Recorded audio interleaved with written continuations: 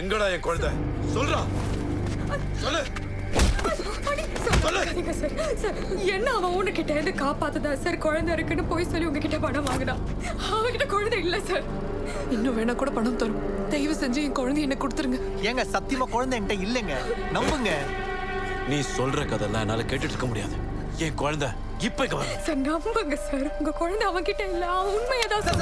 Sir அவளை விட்டுருங்க sir. அவன் என்ன சார் பண்ணா? சொல்றது கேளியா, சொல்றது கேளியா, சொல்றது கேளியா. நீ உண்மையா சொல்றியா? என் குழந்தை வச்சு கேம் விளையாடுறியா எனக்கு தெரியாது. இது எல்லாமே இவளுக்காக தானே செஞ்ச? என் குழந்தைய கொடுத்துட்டு இவனை கூட்டிட்டு